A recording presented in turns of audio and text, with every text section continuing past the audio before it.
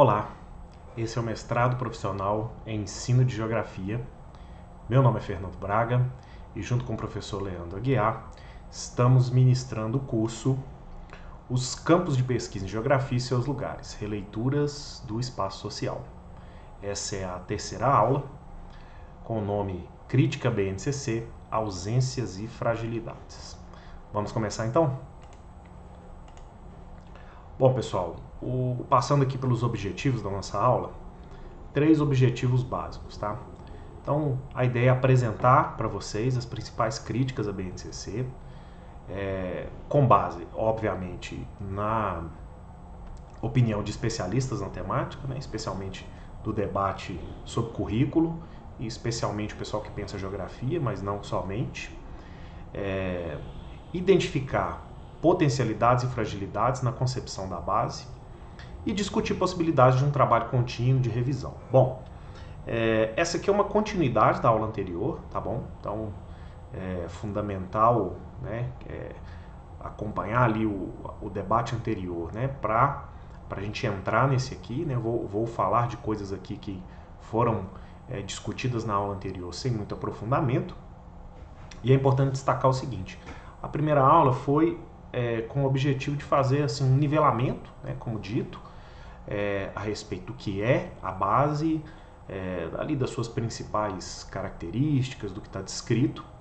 E a opção foi de que nessa segunda aula a gente fizesse aqui uma discussão concentrada nas fragilidades. Então não cabe aqui, apesar dessa aula ser uma aula que vai apontar, né, uma série de críticas, né, não cabe aqui que as críticas sejam a palavra final, né? Não é o interesse nosso na disciplina polarizar, né, os estudantes entre aqueles que são defensores da BNCC e os que não são, ou fazer aqui um discurso absolutamente contrário à BNCC.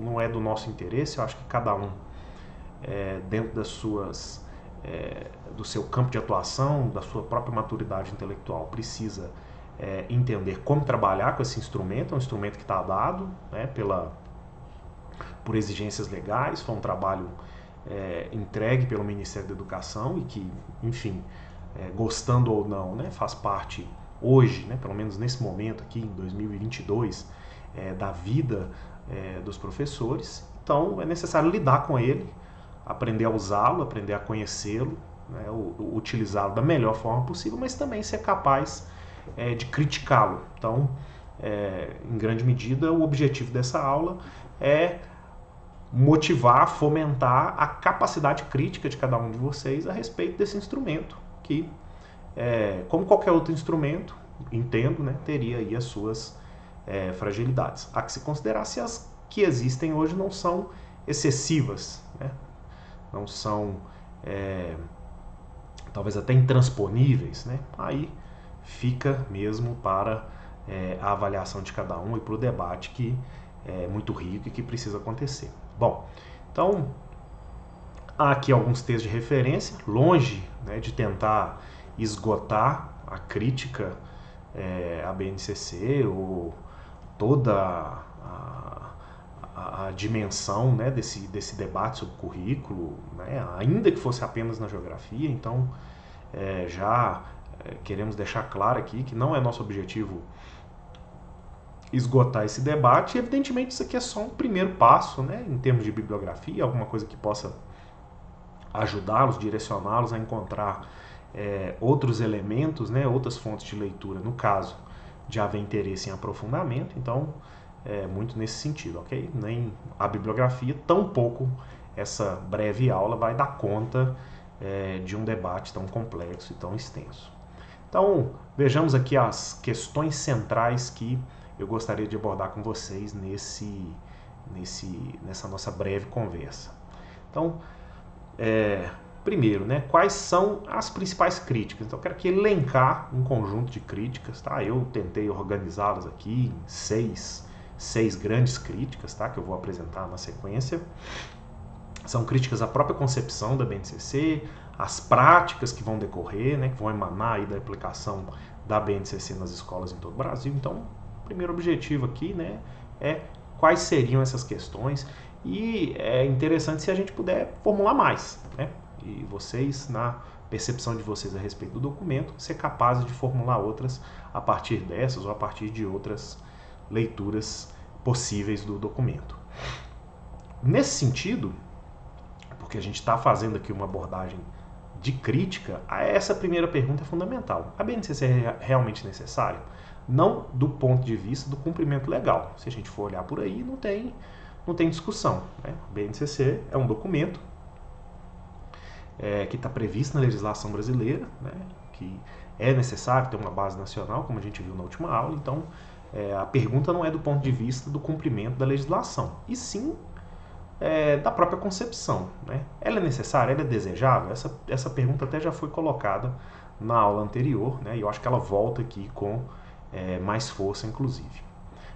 Mas não quero, né, em momento nenhum, tentar apontar a resposta, mas fazer essa pergunta, eu entendo, é essencial. E, enfim, né, até já disse isso aqui, né, como a gente utiliza a BNCC cumprindo a legislação educacional, mas consciente das suas fragilidades e limitações. Em última instância, isso que é o importante. Não vai ser durante o debate de um curso, num determinado contexto, que a gente vai fazer, né, algum movimento no sentido de alterar ou invalidar um documento como esse. Mas é importante que na prática docente de cada um de vocês, a capacidade, né, de utilizar o material com consciência, com qualidade e também com capacidade de criticá-lo, né, sabendo inclusive as limitações que ele tem, é o fundamental, é o que se quer construir aqui com esse debate nessa disciplina. Então vamos direto aqui às principais críticas. Como eu falei, foi alguma coisa que eu tentei organizar aqui em 6 grandes críticas, né? Não repito, né? Não tentando ser exaustivo, mas só para levantar, para iniciar o debate. Obviamente podem haver outras críticas como desdobramento dessas, ou outras até que não estão colocadas aqui, né? Certamente existem. Então, vou falar rapidamente das 6, depois a gente vai para o desdobramento, entra aí em cada um especificamente. Então, primeira questão que é preciso destacar é que, em alguma medida, a BNCC pode, na sua leitura, na sua apresentação, criar uma certa sensação de consenso a respeito de currículo, né? Que por conta dela ter sido resultado de uma quantidade enorme de reuniões, de consensos construídos no Conselho Nacional de Educação, refletir pareceres, refletir legislação, que foi possível criar um consenso em torno de uma recomendação ampla para o currículo brasileiro, dentro ali das limitações, né, do escopo do que é a BNCC. Bom, essa perspectiva de criar consenso né, fica a crítica, né, que ela é uma falsidade. Currículo é campo de disputa. Currículo deve continuamente estar em disputa entre aqueles que fazem a discussão. Então, essa é uma primeira crítica que é importante destacar, né, e que, na minha opinião, o documento passa mesmo um pouco essa perspectiva de que, com todo o movimento que foi criado, né, e ao se chegar àquele texto final, que ele foi capaz de criar algum tipo de consenso. Falso isso, né? Segundo, a questão do documento, né, da versão final do documento, demonstrar falta de diálogo com a teoria curricular. Então, será que esse acaba possibilitando gerar uma crítica à base, no sentido de que ela acaba criando um direito muito hegemônico à educação? Quer dizer, alguém está definindo com base em princípios hegemônicos, definindo para o resto da sociedade o que é absolutamente o direito à educação, quando isso, na verdade, devia refletir um debate longo, extenso, com considerações históricas. Então, enfim, o documento em si, o documento final, traz muito pouco esse lastro do debate com a teoria curricular e do respeito ao que essa teoria pode proporcionar. Terceira crítica é que as disciplinas escolares elas vão refletir relações de poder e quem define o campo do conhecimento. Então é uma crítica que aponta basicamente para quase que uma ausência mesmo dentro do documento de uma reflexão a respeito das disciplinas escolares, como se elas não existissem, como se os apontamentos do documento pudessem superar, né, simplesmente quase que por omissão, essa perspectiva, né, essa discussão necessária a respeito das disciplinas escolares. Quarto ponto, a questão da pluralidade educacional no Brasil, né? Como a BNCC pode ter reduzido a questão da pluralidade, que é talvez essa aqui seja a crítica principal, né? Que a gente vai, né, sempre que vamos ler sobre a BNCC e as suas limitações, né? Esse é o elemento que salta, né? Como o documento reduz a pluralidade educacional. E aqui talvez aquela pergunta sobre a necessidade da BNCC, ela ganha um destaque a mais, porque se a BNCC como proposta faz um ataque frontal à pluralidade educacional, tenta homogeneizar aquilo que devia ser diverso, que devia ser complexo, e que não tem problema nenhum em ser assim, cabe talvez questionar a própria existência da base, ou pelo menos a base na versão em que ela se coloca. Tá?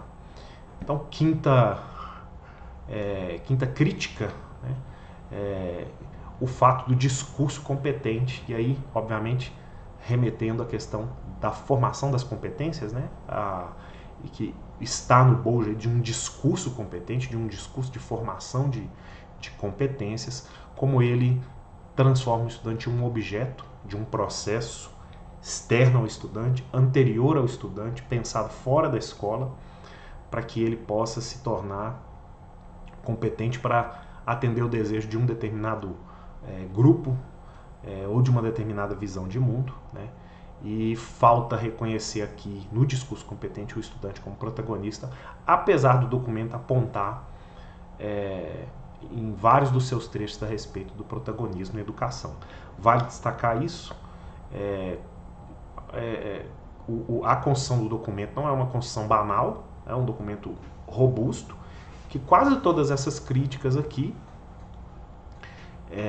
se nota alguma indicação dentro do documento de que o documento e a sua concepção se propõem superar esses elementos aqui de problemas, digamos, mas o fato é que a crítica muitas vezes é da própria contradição interna do documento, mesmo dizendo o tempo inteiro que o estudante precisa ser protagonista, que deve se construir o protagonismo estudantil, ao construir, né, um arcabouço gigante e complexo de competências que precisam ser desenvolvidas. Eu digo o que aprender, como aprender, para que aprender. Eu, mesmo dizendo que ele precisa ser protagonista, eu torno ele um objeto desse processo. E por fim, a última, aí pelo menos coloquei uma que fizesse uma conexão mais direta com a geografia, né, que é o nosso assunto de interesse, né, como a crítica ao próprio conceito de raciocínio geográfico e também, né, em relação, juntamente com essa questão, o fato do desencaixe das leituras particulares do mundo. Aí, mais uma vez, num aspecto contraditório, né? O documento fala muito disso, de preservar as leituras particulares do mundo, mas será que isso efetivamente está proporcionado na sua versão final, da forma como ele foi entregue à sociedade? Então é uma questão a se considerar. Bom, então, apresentadas aqui, vamos falar rapidamente de cada uma, tá? Então, a primeira aí, a ideia do currículo como disputa, é essa pergunta que, né, talvez também, assim como ali aquela quarta questão, essa pergunta está relacionada com aquele elemento, mas é uma pergunta fundamental, né? Uma base comum como essa, para pensar até mesmo nessa questão de um currículo nacional, né, para o Brasil, do tamanho que ele é, com as diversidades que ele tem. É válido? Faz sentido pensar numa base comum a partir de uma leitura do que é o Brasil, do tamanho do Brasil, da diversidade que é o Brasil, a argumentação que está na base, que está no documento, ela tenta apontar para uma pretensa garantia de equidade e de justiça social. Então, ao garantir uma base comum, ao garantir as chamadas aprendizagens essenciais para todo cidadão brasileiro, haveria um processo de redução de desigualdades, né? Porque o acesso àquele determinado conjunto de conhecimentos, de aprendizagens essenciais, estaria cumprindo-se, né, os requisitos ali da base, garantido a todo e qualquer cidadão. Agora, será que isso produz equidade e justiça social? Passa por aí, por estabelecer o que e como cada estudante deve aprender em todas as fases da sua vida, escolar pelo menos. E aí vem o ponto que está por trás e que acaba passando, como não é o documento até diz isso, mas não é do escopo da BNCC falar de outros grandes problemas que existem na oferta de educação no país. Cumpre perguntar, será que esse estabelecimento de uma base comum tão robusta, que teoricamente poderia diminuir injustiças e desigualdades, não vem com uma força muito grande, quando na verdade a força deveria ser a redução das desigualdades materiais? Não seriam as desigualdades materiais o ponto central para reduzir a desigualdade educacional? Não passa por aí? Por um acesso a uma escola com qualidade, bons laboratórios, professores qualificados, com um bom salário, né, o acesso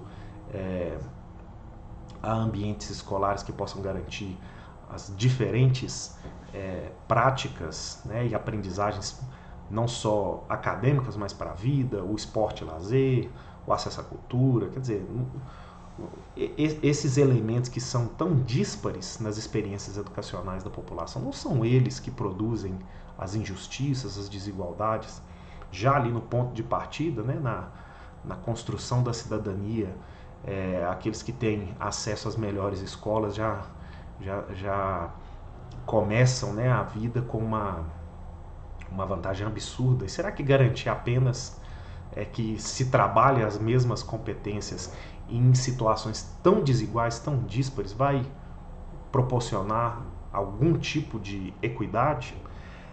E será que é isso mesmo? Será que essas desigualdades curriculares são mesmo desigualdades? A gente não está falando, na verdade, de diversidade, de uma diversidade que devia ser até estimulada, do ponto de vista de reconhecer o tamanho e a diversidade, a pluralidade que existe no país. Enfim, né, é por aí que passa essa crítica. E entender isso, né, que o consenso aqui não faz sentido, né? Por que buscar um consenso na construção do currículo de um país do tamanho do Brasil? Porque o currículo, ele é um campo socialmente, culturalmente, historicamente construído, né? Ele vem por todas, ele é estabelecido pela confluência desses elementos, ele reflete relações de poder. Então o currículo é disputa, ele é sempre um campo em disputa, ele está sempre disputando aquilo que vai efetivamente ser objeto de aprendizagem. Isso sempre tem que ser revisto, e não tem nada de errado nisso, né? Não tem nada de errado nessa disputa ser interna num determinado lugar, dela não conseguir encontrar o consenso entre diferentes regiões do país, tentar apontar isso como um problema, como promoção de desigualdades, talvez não seja o caminho mais adequado. E alguns especialistas, evidentemente, discordam disso, né, de forma absoluta. O segundo ponto, né, a questão da falta de diálogo com a teoria, também revela um pouco, né, se vocês analisarem a parte, né, do documento da BNCC que aponta para os pressupostos pedagógicos, que deveria talvez fazer um debate mais longo com a teoria curricular, vocês vão ver que ali é tudo muito sintetizado, né, não tem muito pouca indicação de quais foram os princípios fundamentais e de onde eles vieram. Então é uma parte que passa muito rápido pelo documento, já vai direto ali para uma análise da legislação, para já definições dos elementos, dos objetivos de aprendizagem, das competências e, por fim, das habilidades, sem oferecer, né, ao leitor do documento. E daí também a dificuldade de talvez passar por todos os relatórios, por todas as atas. Quer dizer, o documento precisava oferecer isso para a população, né, e especialmente para os docentes, né, para as redes escolares. Quais são, né, quais foram as teorias,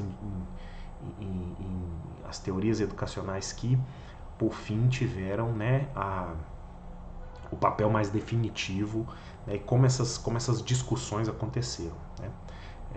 Como foi a disputa, né, ao longo do processo de definição dos elementos que, no fim, né, deram origem à base. Então, fica essa questão, assim, será que ao verificar algo tão raso, né, na entrega daquilo que foi, né, a base teórica da BNCC, será que isso é uma indicação de que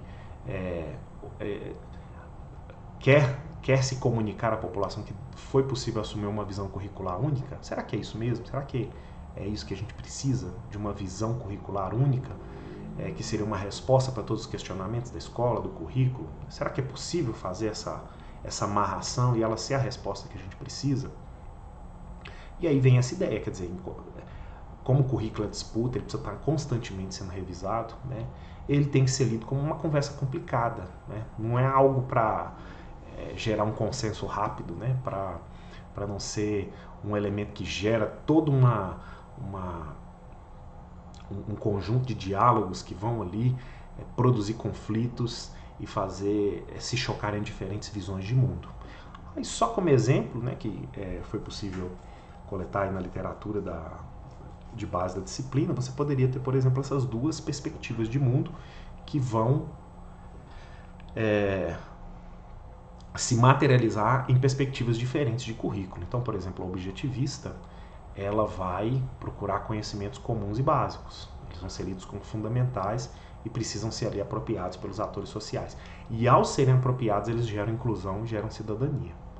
Por outro lado, a visão reconceptualista, ela vai dar pouca importância a esses conhecimentos oficiais, pelo fato de que, mesmo sendo ofertados a toda a população, eles não vão ser significados igualmente. Os atores não são homogêneos o bastante para trazer o mesmo significado para esses conteúdos sociais. Eles são apropriados como nas experiências, né? E as experiências são carregadas das relações que eles têm com esses conhecimentos. Então, cada conteúdo precisa fazer muito sentido dentro da experiência social e cotidiana, está encaixado nos lugares. Então, se ele vem de fora, se ele vem de uma visão oficial de como o mundo deve funcionar, não necessariamente ele vai conseguir ser significado e ter a mesma forma de apreensão. Daí por que dar mais peso, né? Fazer com que esses conteúdos eles sejam conteúdos a serem trabalhados por várias e várias horas, né? Quase a totalidade das horas de trabalho na educação escolar ser em torno desses conteúdos oficiais. Daí, então, essa preocupação. Mas, enfim, né? O documento não nos permite transitar por esses elementos e enxergar com clareza as opções que foram tomadas. E, então, assim, apesar da BNCC reconhecer, sugerir a valorização das diferentes formas de existência, no fim, ao se conformar daquele tamanho, com todas aquelas habilidades, ela dá um roteiro. Ela dá um roteiro para aprender a ser no mundo, né? Então, ela ressalta essa importância da pessoa conhecer a si mesma, se conhecer no mundo, respeitar o outro, mas ela dá um roteiro para que isso aconteça. Precisa mesmo de um roteiro? E, evidentemente, a afiliação ela não é explícita, né? Mas ela a afiliação a essa vertente mais objetivista. E tem um elemento que está ali colocado, e que é um elemento complexo, porque, em grande medida, esses apontamentos que surgem na legislação, a, a força, né, com que os agentes públicos são pressionados a criar esses documentos, em grande medida tem a ver com a necessidade de dar resposta a certos instrumentos internos ou externos. Então, o, o teste, né, o PISA, que é um teste, né, importante para entender aí as capacidades dos estudantes e fazer comparações internacionais, há muita preocupação, né, ali em torno de fornecer aos estudantes brasileiros a capacidade de se tornarem mais bem preparados para atender aquilo que é verificado nesse tipo de teste. O Enem mesmo, enquanto não existia a base comum, ele foi um elemento, né, com as suas habilidades, ele foi um elemento que motivava modificação de livros didáticos, determinadas percepções ali a respeito do que ensinar, de como aferir conhecimento, né? O Enem com toda a sua concepção também, que está baseado, né, no teste da aprendizagem a partir, né, dos itens construídos em cima de habilidades.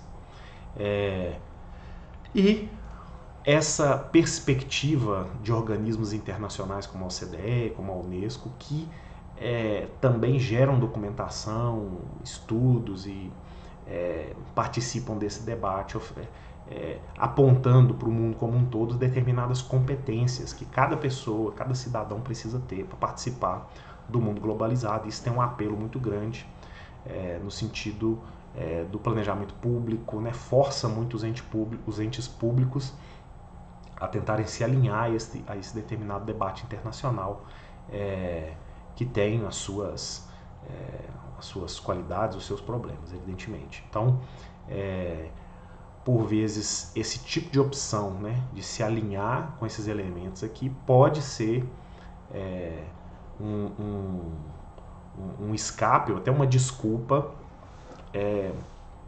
para não fazer um diálogo profundo com a teoria. Esses elementos nem sempre estão fortemente conectados com a teoria e as desculpas podem ser rasas, né, no sentido de que dizer que é assim que o mundo funciona, né, são essas as coisas que estão sendo exigidas, é isso que o mercado espera dos estudantes, então não tem escapatória, é isso mesmo. E no bojo desses argumentos vai se construindo um falso consenso a respeito do que é o currículo, do que poderia ser essa base comum, esses elementos referenciais. Tá? Então, olhando aqui para os elementos, né, do teste PISA, né? Então vejam como é que ele se associa fortemente, né? O BNCC ele quase que reproduz mesmo essa ideia, né? Então aqui você teria essas 4 grandes competências globais pelas quais o PISA passa, né? Então ele testa conhecimentos, valores, atitudes e competências e pensa aqui nessas 4 grandes competências, né?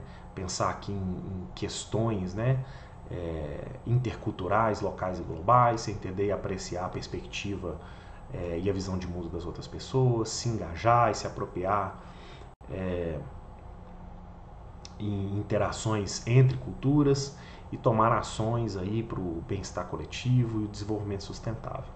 Então, o PISA, no seu teste, ele passa por esses 2 elementos, né, os conhecimentos e as habilidades cognitivas, né? Dentro do teste, né, ele consegue de alguma maneira testar isso. No questionário do estudante ele tenta aprender esse outro elemento, e aí a parte de valores, né, fica fora um pouco aqui da capacidade do PISA, né, do escopo do PISA de tentar fazer o teste. Então, enfim, notem quanto, né, ao estudar ali a BNCC, ela está envolta aqui dentro dessa perspectiva, né, de construir para a educação brasileira uma capacidade de fazer o diálogo, né, com essa visão aqui de educação, né, que não é a ideia é que não é entrar na crítica a essa visão aqui, mas ter a perspectiva de que olha-se absolutamente para isso aqui, isso não fica tão claro dentro do documento e não se tem clareza também do quanto um debate mais amplo, mais complexo, com toda a teoria curricular foi feita, né, e o que nos leva a pensar, né, que em grande medida a gente vai ouvir essas desculpas vazias, que o mundo funciona desse jeito aqui, que são essas coisas que a gente precisa valorizar e ponto final, construindo um consenso que não deve existir. Bom, então, indo aqui para a terceira grande crítica, é voltar dentro a esse debate aqui das disciplinas escolares, e a ideia e a questão aqui é que a base desviou desse debate. A base não enfrentou esse debate, ela não trouxe essa questão para o centro do debate, ela simplesmente desviou,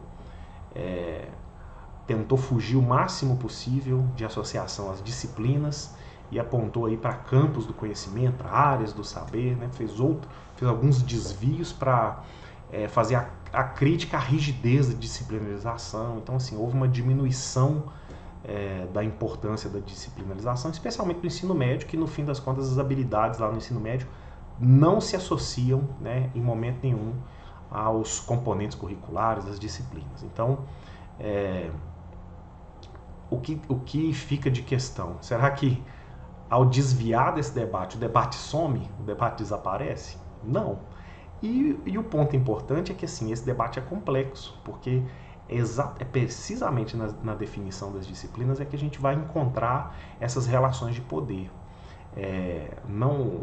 Os especialistas em currículo, né, eles insistem em apontar que não há uma passagem tão natural das disciplinas acadêmicas, das áreas do conhecimento, para as disciplinas escolares.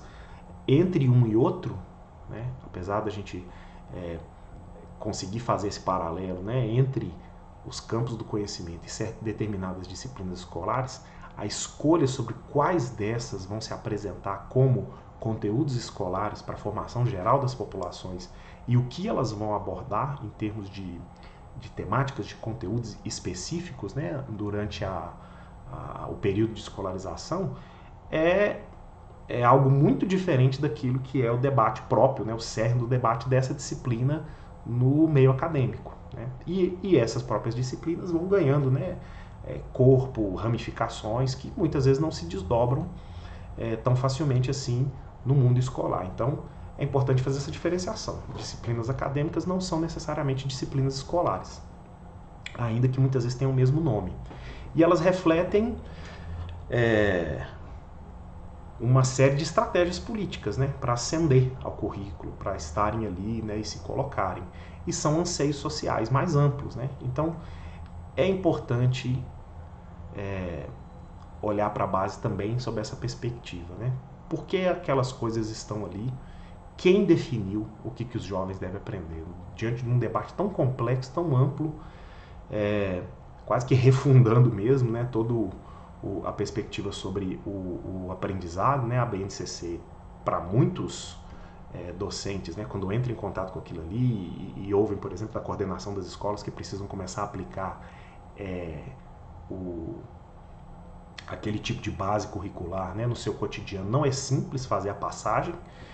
E quem definiu isso? Né? Por que aqueles conhecimentos estão ali? Foi o mercado de trabalho? Foi a mídia?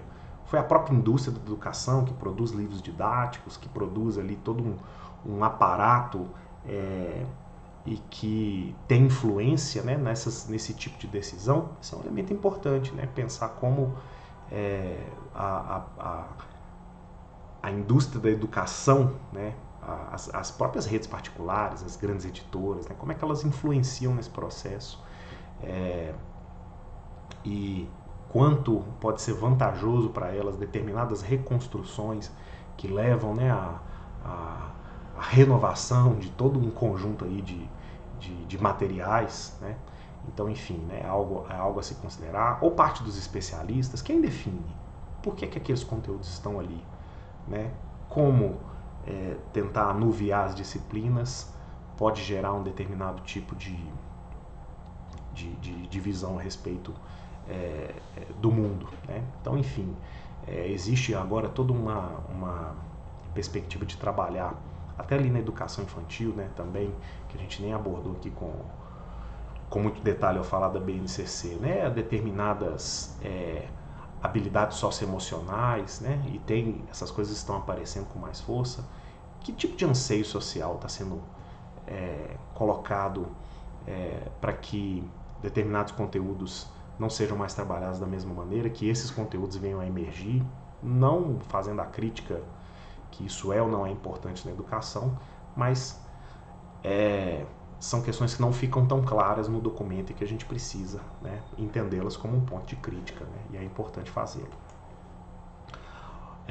Aí o quarto ponto, né, que é essa questão da redução da pluralidade, como eu falei, talvez esse é o ponto mais batido, né, na literatura que faz a crítica à BNCC, é o fato dela ter uma visão prescritiva, né? Isso já foi em alguma medida explorado aqui nos outros pontos de crítica, que ela vai fazer essa associação direta entre obter conhecimento e ter igualdade na educação, entre se apropriar do conhecimento e ter justiça social, e aí o que a gente chama de direito de aprender, que pode ser uma discussão muito complexa, né? Como é que eu garanto às pessoas o direito de aprender?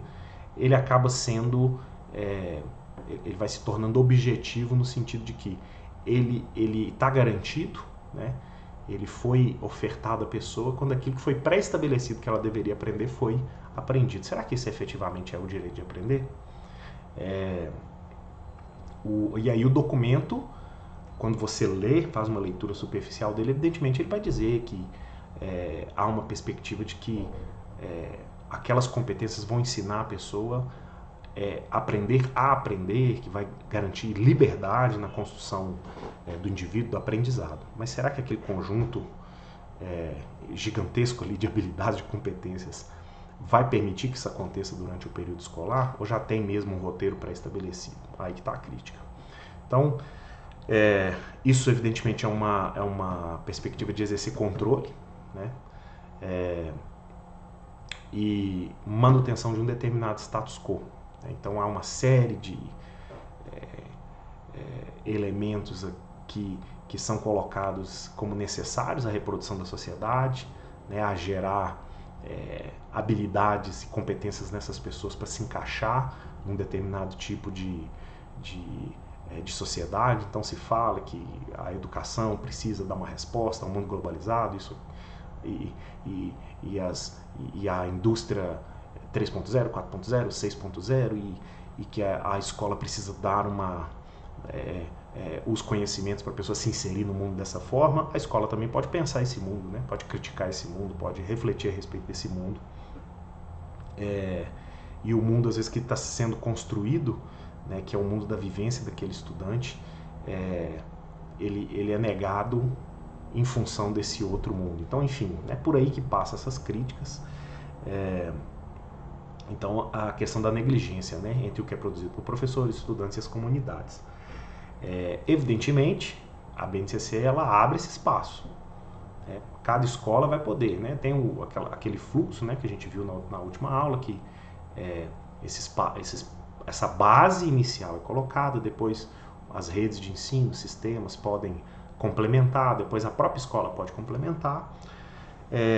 Agora, é importante dizer o seguinte, que esses complementos em alguma medida estão limitados, né? Eles estão limitados, por exemplo, a continuarem associados às unidades temáticas, continuarem associados a determinados objetivos de conhecimento. E aí vem o seguinte, o cumprimento da BNCC é mandatório, por exemplo, no ensino médio, 1.800 horas precisam estar dedicadas e aquelas habilidades ali devem ser trabalhadas. Você pode complementar, mas aquelas ali devem ser trabalhadas.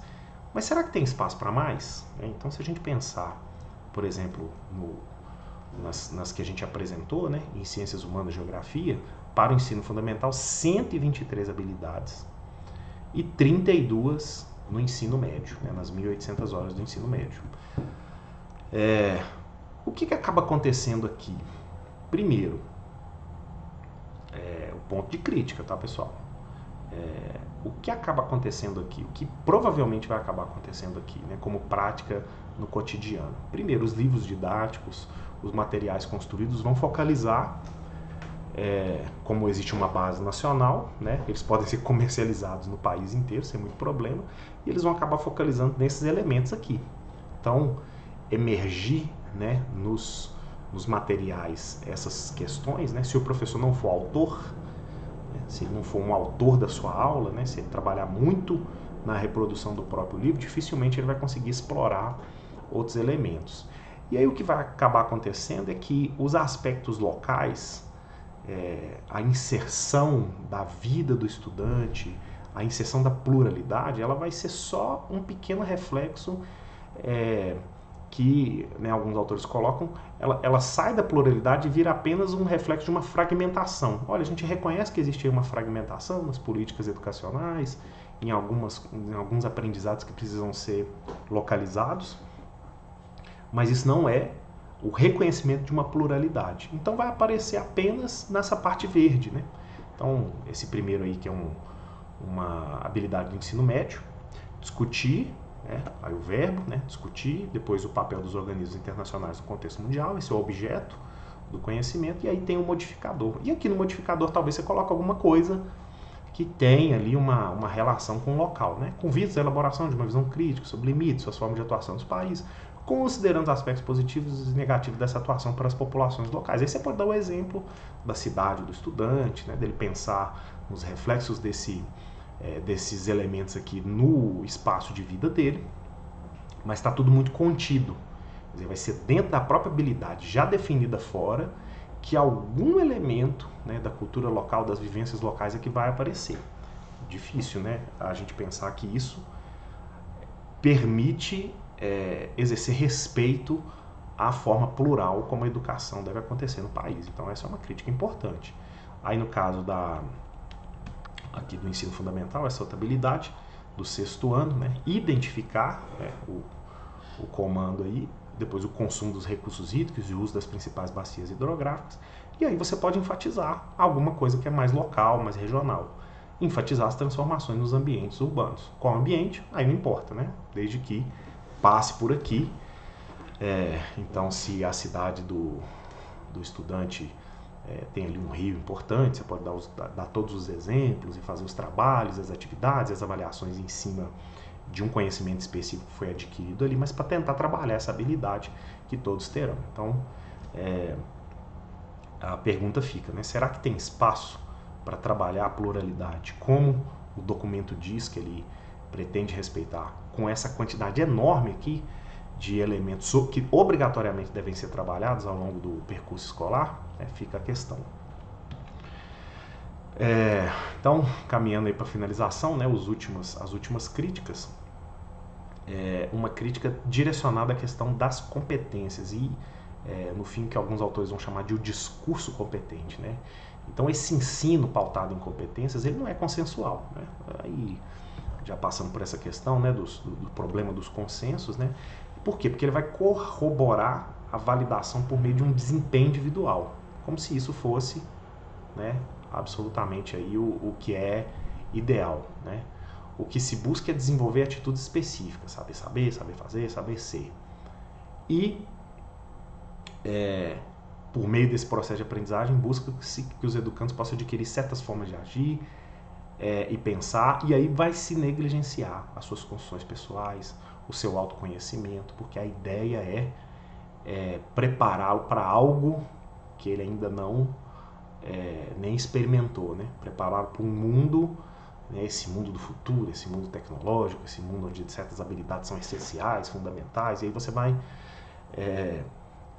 buscando gerar essas competências, né, no indivíduo, como se as respostas individuais pudessem desembocar, né, nesse indivíduo competente, nesse indivíduo cheio das habilidades necessárias e capaz de dar as respostas para o mundo.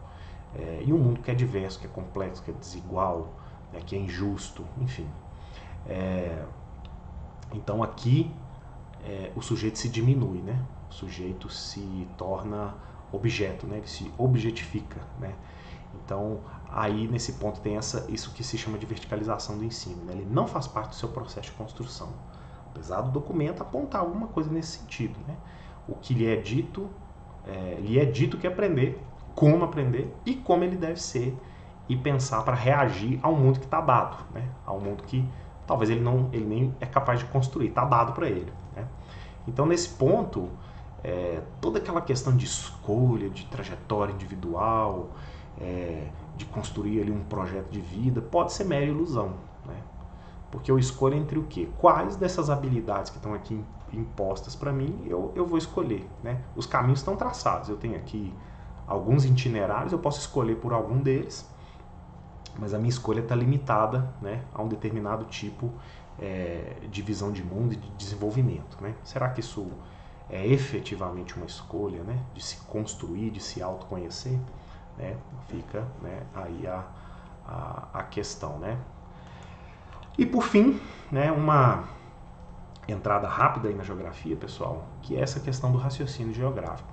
E aí uma crítica, né, que esses elementos do raciocínio geográfico, né, eles são excessivamente descritivos, né? Todos eles aqui, eles não acabariam conferindo ao estudante a capacidade de fazer análises, fazer interpretações, né? Eles te jogam numa sequência, né, de habilidades apenas para descrever o mundo, né, para dizer o que está acontecendo, mas não fazer as conexões que permitem, por exemplo, encontrar as contradições, encontrar os problemas, de propor soluções para as contradições que se encontram, né? Então, há aqui uma crítica, né, a dizer que o raciocínio geográfico né, seria, né, apenas a junção desses elementos descritivos. E aí tem um outro elemento, né, que isso está lá na página 361, que ele entra, né, ele teria uma aparente contradição, né, quando o documento diz assim, que é preciso superar a aprendizagem com base apenas na descrição de informações e fatos do dia a dia, cujo significado restringe-se apenas ao contexto imediato da vida dos sujeitos. Aí é aquela questão, ao mesmo tempo que o documento tem várias e várias indicações, né, sobre a importância dos contextos locais, aqui ele, nesse trecho, né, ele os apresenta como algo a ser superado, né, algo a ser deixado para trás para adquirir nas generalizações, nas grandes conexões, o conhecimento efetivo. Será que é isso mesmo? Será que a ideia é superar a aprendizagem com base nesses fatos e informações do dia a dia? Não são eles construtores fundamentais da aprendizagem, não elementos a serem superados? Então, vários autores, né, ressaltam, né, exatamente esse trecho aqui como esse elemento de contradição, né, que ao mesmo tempo que o documento aponta numa direção, ele, e especialmente para a geografia, né, que a gente aqui tem que pensar, né, como é que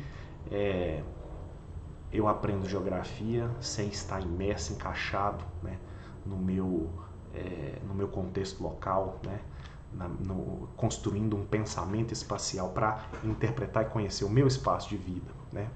Qual o impacto dessa superação para o ensino de geografia, né? Será que esse é o ensino de geografia que a gente quer construir? Esse ensino que desencaixa, né? que faz a pessoa superar, né? Entender como necessidade de superação as suas interpretações locais, as interpretações dos fatos do dia a dia? Enfim, são, né, diversos pontos aí, né, que certamente podem gerar, né, debates, né, pontos e contrapontos. Como eu disse, né, no fim das contas, o tom dessa aula aqui, né, acaba sendo um tom de desqualificação da BNCC por apresentar todas essas críticas, né, mas queria finalizar aqui ressaltando que o ponto não é esse, né, o ponto é a gente conseguir aqui construir alguns raciocínios, né, algum caminho que nos permita ter um olhar sobre esse documento com maturidade intelectual mesmo, né? Que a gente tenha isso, né? Maturidade intelectual para conseguir fazer a leitura do documento, conseguir encontrar ali as contradições, as falhas, conhecer esse contraditório. Mas, como eu disse, é um documento que está dado, é um documento que precisa ser utilizado né, que tá estabelecido, pelo menos nesse momento, e que a gente precisa aprender a lidar com ele. E nada melhor do que aprender a lidar tentando fazer esse movimento que a gente fez aqui, né? Primeiro de conhecê-lo, né? Conhecer a sua estrutura, o que ele propõe, mas também de conhecer algumas, né, das importantes críticas que ele recebe. Então, o objetivo é esse, né? Cada um faça aí uso desses conhecimentos da melhor forma possível, né? E espero ter ajudado vocês a pensar um pouquinho mais aí a respeito da BNCC e de como ela é importante, né, na construção aqui do nosso debate na disciplina. É isso aí, a gente se vê na próxima aula.